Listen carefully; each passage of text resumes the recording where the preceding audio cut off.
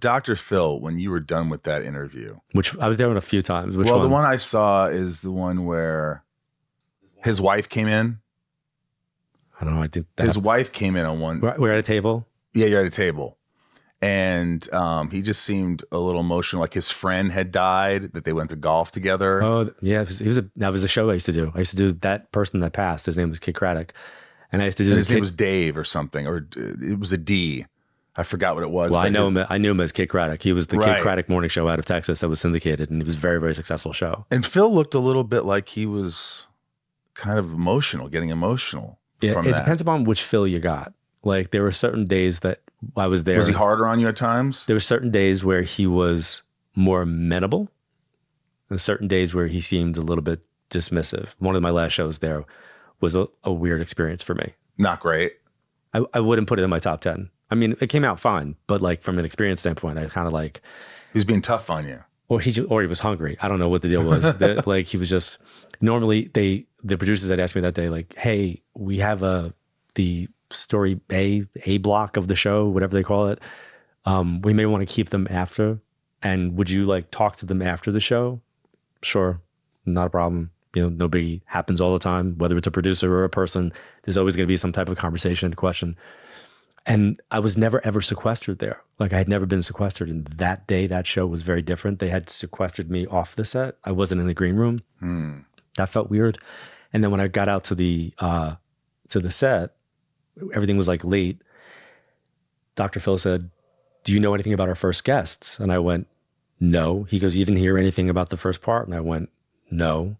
He's like, okay, there they are. And he pointed to them in the front row and he goes, read for them. And that is not how I work. Like, no, you have to feel an energy and go to that. I have to like let the process happen. Yeah. Plus my brain is making me think like these people, I don't know how the show is going to be edited. And now these people are already pre-mic'd sitting in the audience. And from doing Crossing Over, I was very, very, very much protective of making sure the authenticity of the show was just that. So for me, that's a big red flag. What'd you say? I looked at them and I said, I don't know if I could read for them. And I made a joke. I said, if I can't read for them, are you going to be mad? And he went, yes. And I said, well, I'm kind of like a 2-year-old that you're trying to potty train. You want him to hit the bowl. I go, but he may hit the floor or the wall. I was like, and I'm in front of an audience full of people. Whoever's going to be the loudest for me is who I'm going to go to. And of course, I wound up reading somebody in the back right. I wound up reading somebody over on the left-hand side. And I made a joke and I was like, well, you're going to be mad. And that was the last time I was on the show. Really?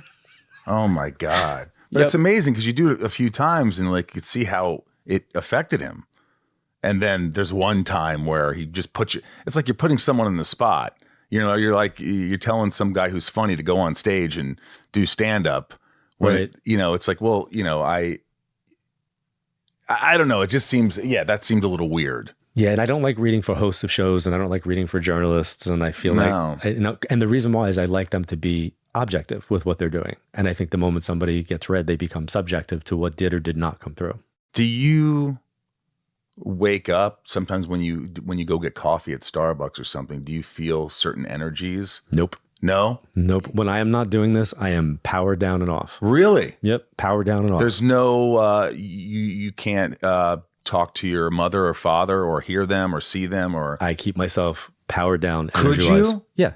Yeah. If you wanted to have a, kind of know what's going on with your mom or your dad, you could channel in that? I could be open to them coming through, but I can't make them come through.